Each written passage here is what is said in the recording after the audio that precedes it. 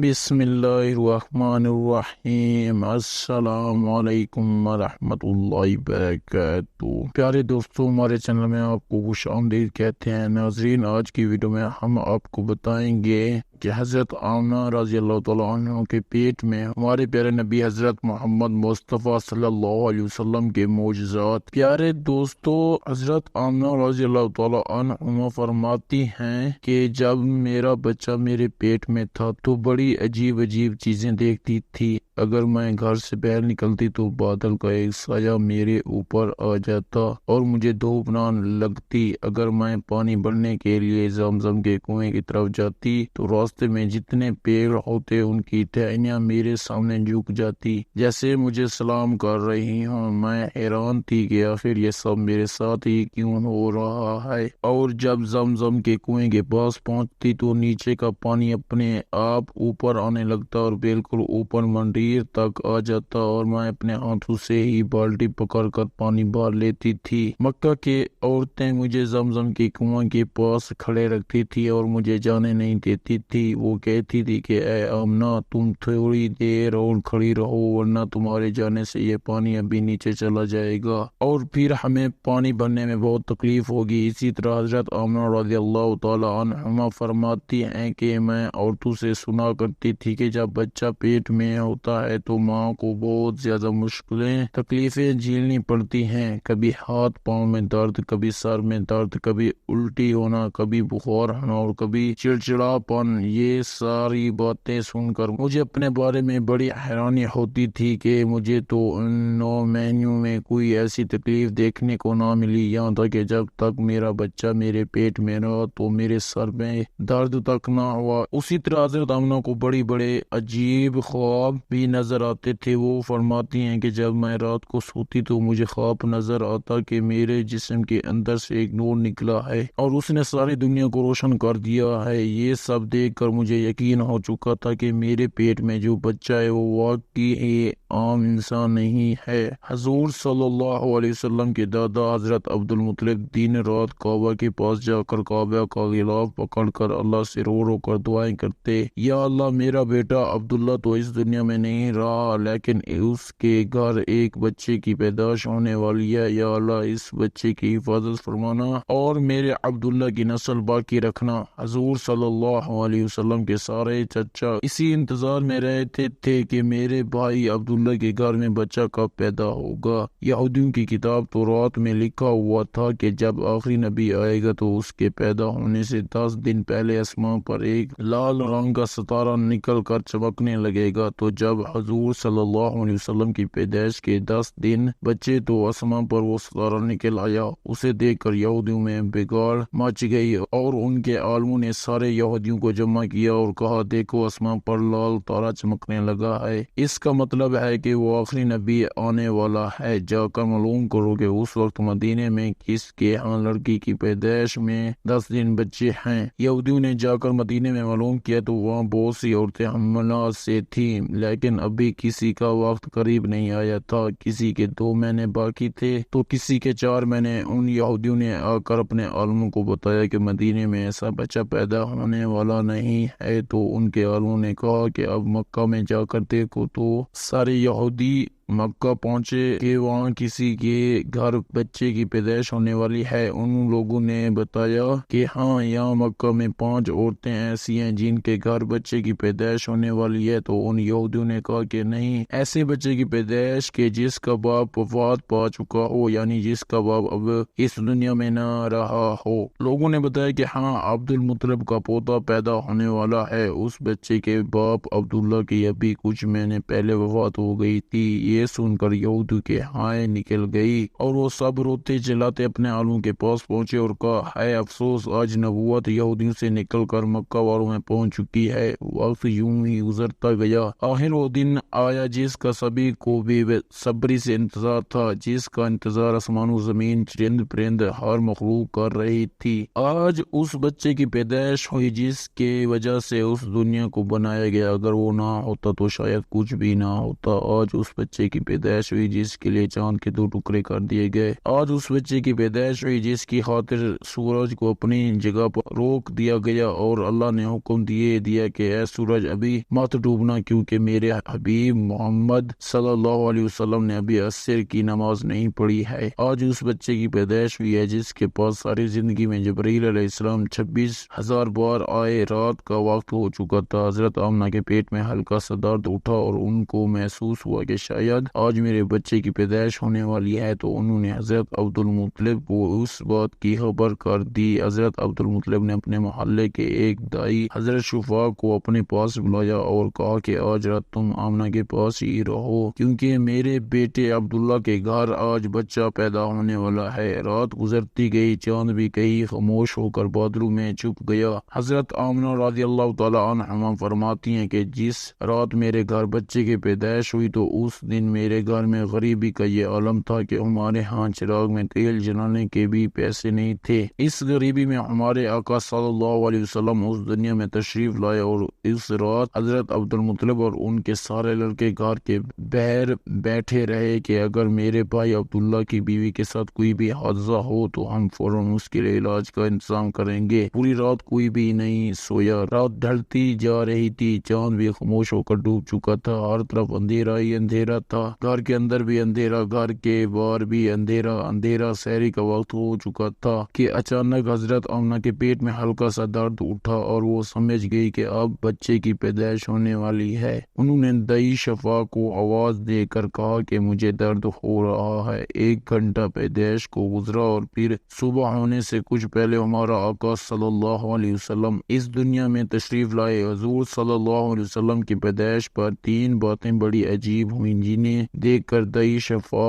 بھی حیران رہ گئی۔ پہلے چیز کی جب بچہ پیدا ہوا تو اس کے ناپ ماں کی آنکھ سے جڑی ہوئی تھی، لیکن ہمارے حضور صلی اللہ علیہ وسلم کی ناف ماں کی آنکھ سے بالکل الگ تھی۔ دوسری چیز کہ جب بچہ پیدا ہوتا ہے تو اس کے ساتھ بہت زیادہ گندگی نکلتی ہے، لیکن ہمارے آقا صلی اللہ علیہ وسلم جب پیدا ہوئے تو اندر سے غلاظت کا ایک قطرہ بھی نہیں نکلا۔ تیسری چیز کہ جب لڑکا پیدا ہوتا ہے تو اس کا ختنہ نہیں ہوا ہوتا، لیکن ہمارے پیارے آقا صلی اللہ علیہ وسلم جب پیدا ہوئے تو آپ صلی اللہ علیہ وسلم کا ماں کے پیٹ کے اندر ہی ختنہ ہوا تھا، دنیا میں آپ کا ختنہ نہیں کیا گیا۔ یہ 3 چیزیں دیکھ کر دائی شفا گھبرا گئی اور حضرت آمنہ رضی اللہ تعالی عنہما سے کہنے لگی، اے آمنہ، میں نے اپنی ساری زندگی میں ایسا بچہ نہیں دیکھا۔ حضرت شفا نے حضور صلی اللہ علیہ وسلم کو اپنی گود میں لے کر ایک طرف زمین پر لٹا دیا۔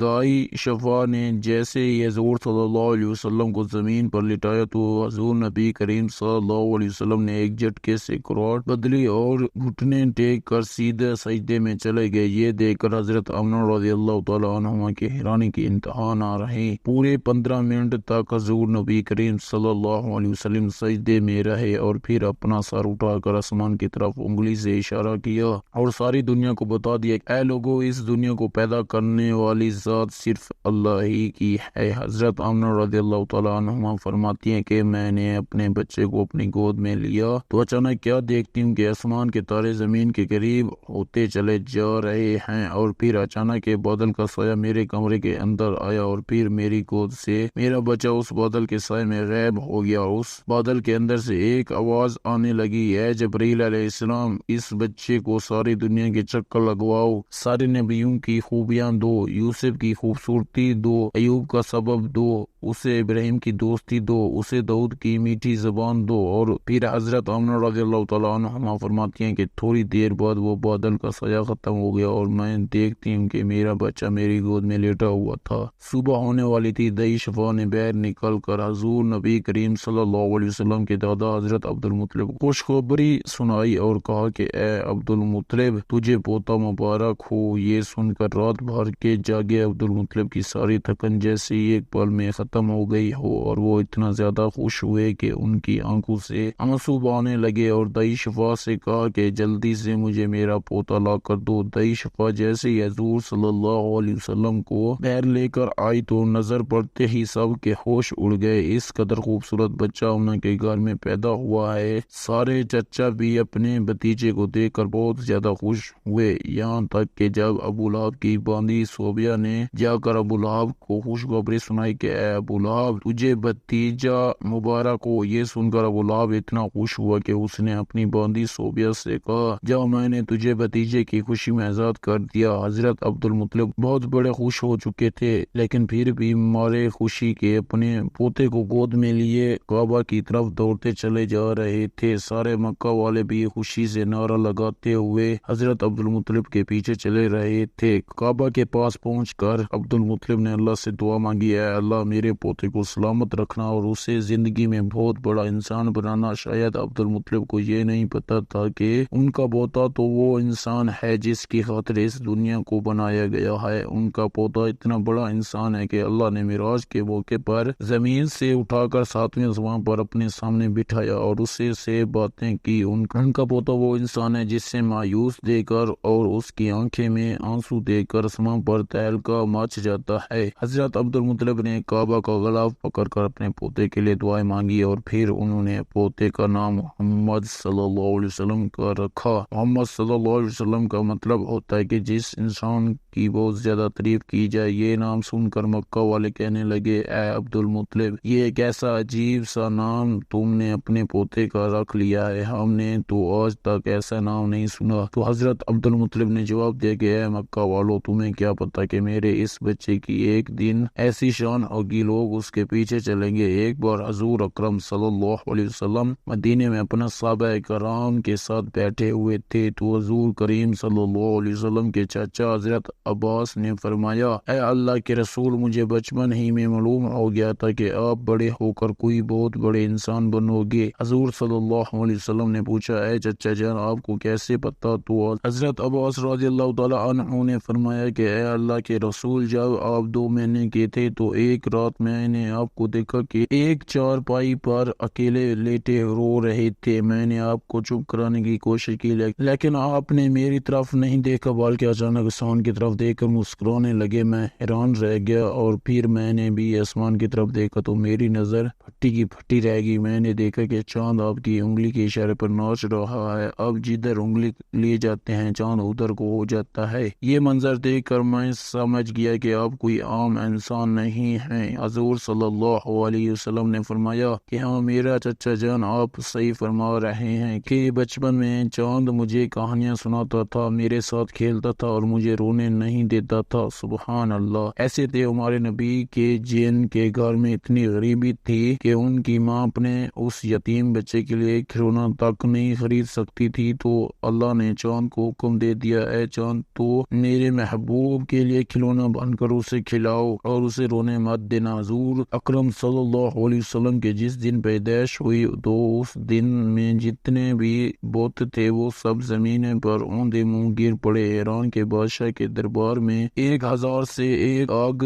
جل رہی تھی، وہ لوگ آگ کی پوجا کیا کرتے تھے۔ حضور نبی کریم صلی اللہ علیہ وسلم کے جس وقت پیدائش ہوئی تو ایک دم وہ آگ بجھ گئی اور اس بادشاہ نے اپنے محل میں اپنی شکل کی 14 لائٹیں بنوا رکھی تھی۔ حضور صلی اللہ علیہ وسلم کی پیدائش پر وہ ساری لائٹیں دھرم سے جا کر زمین پر گری۔ اگلے دن دوپہر کے وقت ایک یہودی آدمی اپنے کچھ سامان بیچنے کے لیے مکہ آیا ہوا تھا تو اس نے آسمانوں پر دیکھا تو اسے وہ ساری نشانیاں دکھنے لگی جو آخری نبی کے پیدا ہونے کی نشانیاں تھی۔ اس نے مکہ والوں سے پوچھا کہ آج کسی کے ہاں کوئی بچہ پیدا ہونے والا ہے؟ ان لوگوں نے بتایا کہ ہاں فلاں فلاں عورت کے ہاں لڑکا ہونے والا ہے۔ اسی یہودی نے کہا کہ نہیں ایسا کوئی بچہ جس کا باپ نہ ہو؟ تو لوگوں نے بتایا کہ ہاں عبد المطلب کا پوتا پیدا ہوا ہے۔ اسے یہودی نے کہا کہ مجھے چل کر دکھاؤ، میں اس بچے کو دیکھنا چاہتا ہوں۔ پھر وہ یہودی حضرت آمنہ رضی اللہ تعالی عنہ کے گھر پہنچا اور حضور صلی اللہ علیہ وسلم کو اپنی گود میں لے لیا اور پھر پلٹ کر حضور